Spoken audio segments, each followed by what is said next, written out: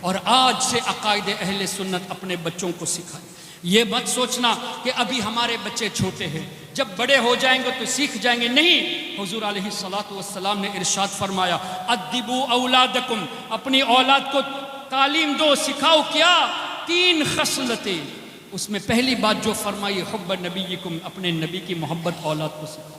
پھر فرمایا اہل بیت کی محبت، اور بعد میں فرمایا وتلاوت القرآن، قرآن کریم کی تلاوت، جبکہ قرآن میں ہر شے کا ذکر ہے۔ ولا رطب ولا یابس الا فی کتاب مبین ولا اصغر من ذلک ولا اکبر الا فی کتاب مبین ونزلنا علیک الکتاب تبیانا لکل شیء، ہر چیز کا واضح بیان قرآن میں ہے، چھوٹی بڑی چیز کا ذکر قرآن میں ہے، خشک و تر چیز کا ذکر قرآن میں ہے۔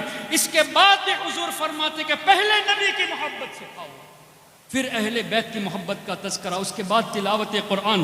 کیا پتہ چلا حضور کی محبت میں، اہل بیت کی محبت میں، صحابہ کی محبت میں قرآن پڑھو گے تو ہدایت پر رہو گے، اور حضور کے بغض میں، اہل بیت و صحابہ کے بغض میں قرآن پڑھو گے تو ہدایت ملنے والی نہیں۔ یہ بھی قرآن کا ہی فیصلہ ہے نا، یضل بہ کثیرا ویہدی بہ کثیرا۔ کتنے لوگ قرآن پڑھ کر گمراہ ہوتے ہیں، جبکہ قرآن پڑھ کر گمراہ ہونے کا سوال نہیں، چونکہ حب رسول نہیں ہے، بغض رسول کے ساتھ پڑھتے ہیں، اور حضور کی شان جو بے عیب نبی ہیں، ان کے بے عیب نبی کی شان میں عیب تلاش کرنے لگے۔ کیا کسی یہودی کو دیکھا کہ تورات کا تذکرہ کرتے ہوئے یہ کہا ہو کہ ہمارے موسیٰ علیہ السلام کی خامی ہم تورات میں ڈھونڈ رہے ہیں؟ کیا کبھی کسی نصرانی کو دیکھا ہے کہ انجیل کے تعلق سے یہ کہے کہ عیسیٰ علیہ السلام کی خامیاں ہم انجیل میں دیکھ رہے ہیں؟ لیکن آج کا کلمہ پڑھنے والا قرآن کھولتا ہے تو یہ دیکھتا ہے کہ کہاں حضور کی بے ادبی کی، کہاں حضور کو اللہ نے ڈانٹا معاذ اللہ، جبکہ اللہ نے کہیں بھی ڈانٹا نہیں ہے۔ آیتوں کو مسکوٹ کرتے ہیں، یہ کھول کے دیکھتے ہیں کہ کہاں اللہ نے یہ فرمایا کہ حضور کو یہ خبر نہیں، وہ خبر نہیں۔ اللہ اکبر! کیا یہ کلمہ پڑھنے والے کی شان ہو سکتی ہے؟ نبی کا کلمہ پڑھ کر بے عیب نبی کی شان میں بے ادبی کے الفاظ استعمال کرنا اور عیب ڈھونڈنا، اللہ اکبر! نبی پاک صلی اللہ علیہ وسلم کی شان تو ایسی کہ عیب تو دور، اللہ نے جو اوصاف عطا فرمائے وہ ختم ہونے کے عیب سے بھی پاک ہے۔ تبھی تو اعلیٰ حضرت نے فرمایا سرور کہوں کہ مالک و مولا کہوں تجھے، باغ خلیل کا گل زیبا کہوں تجھے، تیرے تو وصف یا رسول اللہ آپ کے جو اوصاف ہے عیب تناہی سے ہیں بری، ختم ہونے کے عیب سے بھی پاک ہے۔ یہ ہمارے آقا کی شان ہے۔ کیوں؟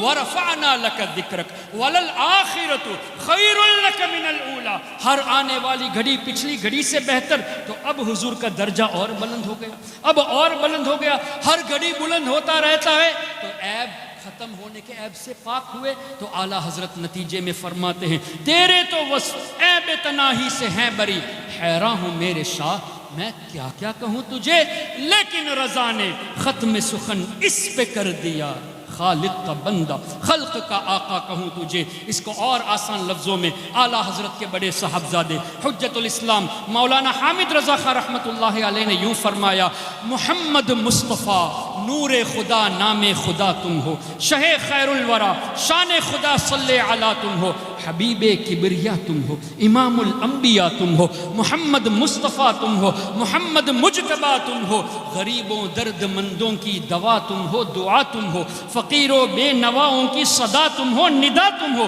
ہمارے ملجا و ماوا ہمارا آسرا تم ہو، سہارا بے سہاروں کا شہ ہر دوسرا تم ہو، غریبوں کی مدد بے بس کا بس روحی فدا تم ہو، اور یا رسول اللہ حسینوں میں تم ہی تم ہو، نبیوں میں تم ہی تم ہو، کہ محبوب خدا تم ہو، نبی الانبیاء تم ہو۔ اتنی تعریف کرنے کے بعد فرماتے ہیں مولانا حامد رضا رحمۃ اللہ علیہ کہ یا رسول اللہ ہم آپ کو خدا تو نہیں کہہ سکتے اور نہ ہی خدا سے جدا کہہ سکتے۔ فرماتے ہیں خدا کہتے نہیں بنتی، جدا کہتے نہیں بنتی، تو کیا کہا جائے؟ خدا کہتے نہیں بنتی، جدا کہتے نہیں بنتی، ارے خدا پر اس کو چھوڑا ہے، وہی جانے کہ کیا تم ہو۔ اللہ کے سوا آپ کو کوئی جان ہی نہیں سکتا یا رسول اللہ صلی اللہ علیہ وسلم۔ یا رسول اللہ زندہ باد، زندہ باد۔ تو اس طرح اللہ کے رسول صلی اللہ علیہ وسلم کی شان قرآن اور حدیث کی روشنی میں بیان کی گئی ہے، اور ہمارا مقصد بھی یہی ہے کہ نبی پاک صلی اللہ علیہ وسلم کے تعلق سے جو قرآن اور حدیث کو اپنی طرف سے تراجم پیش کر کے مسکوٹ کر کے جو آپ کے ایمان کو لوٹتے ہیں، ان سے بچانے کی کوشش ہمارے اکابرین کی ہے اور ہمارے علماء، ہمارے مفکرین کی ہے۔ اس لیے ضروری ہے کہ آج سے ہی، کل کا بھی انتظار مت کریں، ابھی سے نیت کر لے کہ ہمیں عقائد اہل سنت سیکھنا ہے۔ اور اس کے لیے اتنے علماء آپ کے یہاں ماشاءاللہ موجود ہیں، آپ ان سے کہیں گے کہ حضرت ہمیں ہفتے میں 1 گھنٹہ ٹائم دیجئے، بہار شریعت میں 12-13 چیپٹر ہے عقائد کے تعلق سے، اللہ پر کیسے ایمان رکھا جائے، نبیوں پر کیسے ایمان رکھا جائے، فرشتوں پر کیسے ایمان رکھا جائے، جنت جہنم، یوم آخرت، شفاعت، ان سب کا تذکرہ موجود ہے۔ اور شفاعت کی جب بات آئی تو ان نجدیوں نے شفاعت کے تعلق سے بھی انکار کر بیٹھے، اور حضور علیہ الصلوۃ والسلام نے پہلے ایڈوانس میں یہ بات فرما دی۔ اور یہ حدیث پاک آج ترکی کے جو کنسٹرکشن ہے مدینہ شریف میں، مسجد نبوی شریف میں، وہاں یہ حدیث لکھی بھی ہوئی ہے۔ کیا حدیث ہے؟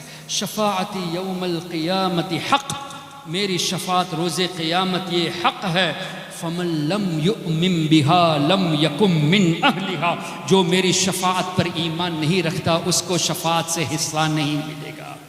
تو جس کو شفاعت چاہیے وہ ایمان رکھے۔ یہ نجدی ایمان نہیں رکھتے، ان کو شفاعت کی ضرورت نہیں۔ اور شفاعت تو ایسی کہ حضور علیہ الصلوۃ والسلام نے یہاں تک فرمایا یشفع یوم القیامت 3 گروہ روز قیامت شفاعت کریں گے، الانبیاء ثم العلماء ثم الشہداء۔ جماعت انبیاء شفاعت کرے گی، شہداء شفاعت کریں گے، اور شہداء سے پہلے علماء کا تذکرہ ہے، علماء شفاعت کریں گے، شہداء شفاعت کریں گے، اور بھی حدیثوں میں آیا حفاظ شفاعت کریں گے، حاجی شفاعت کریں گے، اسی طرح چھوٹے بچے جو انتقال کر جاتے ہیں وہ شفاعت کریں گے۔ لیکن حدیث میں یہ بھی آیا کہ انبیاء کرام یہ فرمائیں گے، جیسے حضرت آدم، حضرت نوح، حضرت موسیٰ، حضرت عیسیٰ، حضرت ابراہیم علیہ السلام، نفسی نفسی اذهبوا الی غیری، کسی اور نبی کے پاس جاؤ۔ یہ کیوں فرمائیں گے جب حضور نے فرمایا کہ انبیاء بھی شفاعت فرمائیں گے؟ انبیاء جب شفاعت کریں گے تو یہ کیوں فرمایا؟ اور اعلیٰ حضرت نے یہ کیوں فرمایا؟ خلیل و نجی، مسیح و صفی، سبھی سے کہیں بھی بنی، یہ بے خبری کہ خلق پھری، کہاں سے کہاں تمہارے لیے۔ اسی میں اس کا جواب ہے، کہاں سے کہاں تمہارے لیے، یعنی یہ کہ یا رسول اللہ، دراصل بات یہ ہے کہ یہاں آپ کی شان اس طرح دکھانا مقصود کہ انبیاء کرام جانتے ہیں کہ وہ شفاعت فرمائیں گے، لیکن اذهبوا الی غیری کہنے میں حکمت یہ ہے ہم اس وقت شفاعت کریں گے جب ہمارے سب کے نبی شفاعت کا دروازہ کھولیں گے، حضور شفاعت کا دروازہ کھولیں گے، اس کے بعد ہم سب شفاعت کریں گے۔ اس کو بہت واضح لفظوں میں اعلیٰ حضرت نے یوں فرما دیا، خلیل و نجی، مسیح و صفی، سبھی سے کہیں بھی بنی، یہ بے خبری۔ اب رہی بات، کتابوں میں آیا، بخاری شریف میں ہے، مسلم شریف میں ہے، دیگر کتب احادیث میں ہے کہ سب کے سب آدم علیہ السلام کے پاس جائیں گے، نہ صرف ان کی تعریف کریں گے بلکہ ان سے مدد بھی مانگیں گے۔ جو نبی شرک اور کفر کو مٹانے آئے، اگر مدد مانگنا وہ بھی اللہ کے کوٹ میں شرک ہوتا تو کیا اللہ تعالیٰ اس کی اجازت دیتا کہ تمام انسان آدم علیہ السلام کے پاس جائے؟ اچھا، پھر آج دنیا میں تقریباً 8 بلین لوگ ہیں۔ آج سے 100 سال پہلے کتنے رہے ہوں گے؟ 500 سال پہلے کتنے رہے ہوں گے؟ اور آج سے 100 سال کے بعد کتنے بلینز ہوں گے؟ اب آپ ایک اندازہ کر تو نہیں سکتے، ایک امیجنیشن ہمارے سمجھنے کے لیے، اربوں کھربوں کی تعداد میں لوگ دوڑتے ہوئے حضرت آدم علیہ السلام کی تعریف کریں گے ان کے پاس جا کر اور ان سے مدد مانگیں گے، کیسا وہ منظر ہوگا؟ پھر ان اربوں کھربوں لوگوں کو آدم علیہ السلام فرمائیں گے کہ تم دوسرے نبی حضرت نوح علیہ السلام کے پاس جاؤ، ایک نبی دوسرے نبی کی طرف بھیج رہے ہیں، تو تمام اربوں لوگ دوڑتے ہوئے حضرت نوح علیہ السلام کے پاس جائیں گے، تعریف بھی کریں گے، مدد بھی حاصل کریں گے۔ وہ کہیں گے ابراہیم علیہ السلام کے پاس جاؤ، تو تمام لوگ یہ حضرت ابراہیم علیہ السلام کے پاس جائیں گے، پھر حضرت موسیٰ علیہ السلام، پھر حضرت عیسیٰ علیہ السلام، آخر میں حضرت عیسیٰ علیہ السلام اس طرح فرمائیں گے تم ان کے پاس جاؤ جو ہم سب کے آقا، ہم سب کے نبی ہیں۔ اور حضور کیا فرمائیں گے؟ اذهبوا الی غیری، کسی اور کے پاس جاؤ۔ اگر یہ فرما دے تو ہم جائیں کہاں؟ حضور تو فرمائیں گے انا لہا، میں تو شفاعت کے لیے ہوں، اور بخاری مسلم دیگر کتب احادیث حضور علیہ الصلوۃ والسلام فرماتے ہیں میں اللہ کی بارگاہ میں ایک طویل سجدہ کروں گا، او کما قال، اس سجدے میں اللہ کی ایسی حمد بیان کروں گا کہ الفاظ وہ حمد کے اس وقت دیے جائیں گے۔ غیب کی خبر ہے کہ نہیں؟ میں سجدہ کروں گا، ایسا ایسا ہوگا اور وہ الفاظ مجھے دیے جائیں گے، اور الفاظ کیسے ہوں گے؟ آج تک کسی نے اللہ کی ایسی حمد بیان نہیں کی، وہ ایسے الفاظ ہوں گے۔ پھر اللہ فرمائے گا یا محمد، اے میرے حبیب صلی اللہ علیہ وسلم، ارفع رأسک، سجدے سے اپنے سر مبارک کو قل، آپ کہیے، تسمع، آپ کی بات سنی جائے گی، سل تعطا، آپ مانگیے آپ کو عطا کیا جائے گا، واشفع تشفع، آپ شفاعت کیجئے آپ کی شفاعت قبول کی جائے گی۔ حضور فرماتے ہیں کہ روز قیامت اللہ کی اجازت ملے گی، میں شفاعت کروں گا۔ کئی حدیثیں ہیں، ایک حدیث اس سلسلے میں پیش کر دیتا ہوں۔ حضور علیہ السلام فرماتے ہیں انی اشفع یوم القیامت لاکثر مما علی وجہ الارض من شجر وحجر ومدر، او کما قال، حضور فرماتے ہیں بے شک روز قیامت زمین میں جتنے درخت ہے، جتنے پتھر ہے، جتنے کنکر ہے، ان سب سے زیادہ لوگوں کی میں شفاعت کروں گا۔ آپ کو پتہ ہے آسنسول میں کتنے درخت ہیں؟ آسنسول شہر میں کتنے پتھر ہے، کتنے کنکر ہے؟ یہاں روئے زمین کی بات ہو رہی ہے۔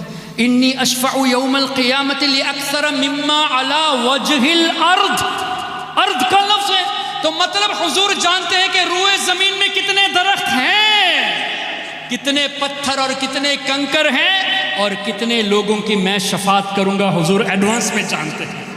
ایسے نبی کے بارے میں اس طرح کے الفاظ لکھ کر ان دیوبندیوں نے، وہابیوں نے ہمارے نوجوانوں کے ایمان کو لوٹنے کی کوشش کی۔ تو عرض یہ تھی آپ حضرات سے، ابھی سے نیت کر لے، ہفتے میں 1 گھنٹہ مانگیے، 12-13 ٹاپک سے 3 مہینے میں بہار شریعت کا پہلا حصہ مکمل ہو جائے گا، اور آپ انشاءاللہ اپنے عقیدے میں مضبوط ہو جائیں گے۔ اس کے بعد ختم نہیں کرنا، اور 3 مہینے آپ سے چاہتا ہوں۔ اس 3 مہینے میں چلو ہفتے میں 1 گھنٹہ صحیح، جاء الحق مفتی احمد یار خان نعیم رحمۃ اللہ علیہ کی کتاب، اسی طرح دیگر کتب عقائد، اس کو آپ جدید اعتراض کے ساتھ پڑھیے، جوابات قرآن اور حدیث کی روشنی میں سیکھیے۔ انشاءاللہ مزید 3 مہینے میں، یعنی ٹوٹل 6 مہینے میں ایمان ایسا مضبوط ہو جائے گا جیسے استاد زمن مولانا حسن رضا خان رحمۃ اللہ علیہ نے فرمایا کہ یا رسول اللہ صلی اللہ علیہ وسلم، یہ ایمان تو آپ کا دیا ہوا تحفہ ہے، اور کیا دشمن اس ایمان کو لوٹ سکتا ہے؟ ایمان کو ایسا مضبوط بنانا چاہیے۔ استاد زمن فرماتے ہیں مجھ سے کیا لے سکے عدو ایمان، مجھ سے کیا لے سکے عدو ایمان، یا رسول اللہ وہ بھی دیا ہوا تیرا، آپ کا دیا ہوا ایمان دشمن مجھ سے لوٹ سکے؟ تو حضور علیہ الصلوۃ والسلام کی یہ شان، تو ایسی محافل جہاں ہمارے عقائد کی اصلاح کے علماء کرام کوشش کرتے ہیں، کہیں بھی اس طرح کی محفل ہو ضرور شرکت کرنے کی کوشش کرے، اپنے عقائد کو مضبوط کرے۔ اور مجھے بڑا افسوس ہوا اس بات کو سن کر کہ کچھ لوگ پتہ نہیں کس وجہ سے ایسی محفل جہاں رد وہابیت، رد نجدیت، رد دیوبندیت ہو رہی ہے اور مشن بھی وہی ہے، ایسی محفل کو بائیکاٹ کرنے کا جو اعلان کرتے ہیں، ان کا یہ سن کر شرم آتی ہے، افسوس ہوتا ہے کہ کیسے یہ لوگ ہیں، اپنے آپ کو سنی بھی کہلاتے ہیں، اور حضور علیہ الصلوۃ والسلام کی گستاخی کر کے توبہ نہ کرنے والوں کے رد میں کیے جانے والی تقاریر کو بائیکاٹ کرنے کی بھی لوگوں کو دعوت دیتے ہیں کہ بائیکاٹ کیا جائے۔ بہت غلط بات ہے۔ اگر آپ شریک نہیں ہونا چاہتے کسی وجہ سے، ہم نے آپ کو زبردستی نہیں کی کہ you must attend this program, نہیں، لیکن کسی کو روکو تو مت۔ آپ نے روکا ہے تو کس کو روکا ہے؟ ان نوجوانوں کو روکا ہے جو یہاں آ کر اپنے ایمان کو مضبوط کرنے کی کوشش کر سکتے تھے۔ الحمدللہ الحمدللہ، لیکن یہ جو حضور کوشش کی گئی، چاہے کوئی بھی ہو، میں سب کو نہیں جانتا، یہ جو کچھ ہوا یہ غلط ہوا۔ کیوں؟ ارے بھائی کسی نے میرے پیر کی برائی کر دی، میں اس کے خلاف لڑتا ہوں، اور یہاں ان لوگوں نے حضور علیہ الصلوۃ والسلام کی گستاخی کی، توبہ بھی نہیں کیے، ان کے خلاف کیوں نہیں بولتے؟ کیا آپ کے یہاں دیوبندیوں کا اجتماع نہیں ہوتا؟ کیا کبھی علماء نے ایسی میٹنگ کی کہ کہ سب مل کر دیوبندیوں کا بوائیکاٹ کیا جائے؟ کیا وہابیوں کے پروگرام نہیں ہوتے؟ کیا شیعوں کے پروگرام نہیں ہوتے؟ آپ علماء کہاں تھے اس وقت کیوں میٹنگ نہیں بلائی؟ اور مل کر کیوں پورے آسنسول شہر سے وہابیت کا جنازہ نہیں نکالا؟ صرف سنیوں کے خلاف کیوں؟ اس بات سے باز آنا چاہیے. کسی کو برا لگے تو 2 روٹی زیادہ کھا لے.